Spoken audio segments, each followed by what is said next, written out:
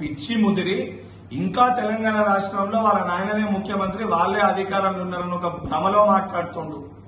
ఈ రోజు నువ్వు చేసిన ఒక విధ్వంసానికి, నీ కుటుంబం చేసిన ఒక విధ్వంసానికి తెలంగాణ రాష్ట్ర ప్రజలు 15 నెలల క్రితమే మీకు బుద్ధి చెప్పడం జరిగింది.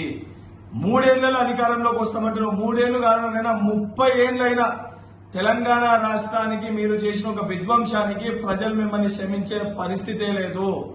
నీకు కవితకి హరీష్ రావుకి మధ్యలో ఉన్న ఒక అంతర్గత పోరుకి అసత్య ప్రచారాలు హైదరాబాద్ సెంట్రల్ యూనివర్సిటీ గురించి చేసి రాజకీయ లబ్ధి పొందే ప్రయత్నం నువ్వు చేస్తున్నావు. ప్రభుత్వ భూముల్ని ప్రైవేటు వ్యక్తులకి కట్టబెట్టిన చరిత్ర నీది, నీ కుటుంబానిది, నీ ప్రభుత్వానిది.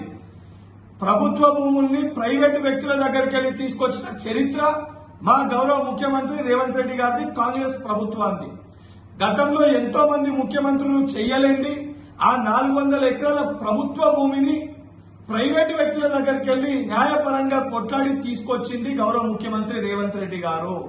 దాన్ని జీర్ణించుకోలేక, తట్టుకోలేక నీ పార్టీలో ఉన్న ఒక మంత్రివర్గంలో ఉన్న కొంతమంది మంత్రులు ఆనాటి మంత్రుల భూములు కూడా గుంజేసుకుంటున్న ఒక భయంతో, నీ కడుపు నిండలేని ఒక కడుపు మంటతోటి నోటికొచ్చినట్టు మాట్లాడుతున్నావు. అటవీ భూములని గుంజుకున్న చరిత్ర మీది. కాళేశ్వర ప్రాజెక్టు నిర్మాణం కోసము 7,829 ఎకరాల్ని తీసుకుంది మీరు.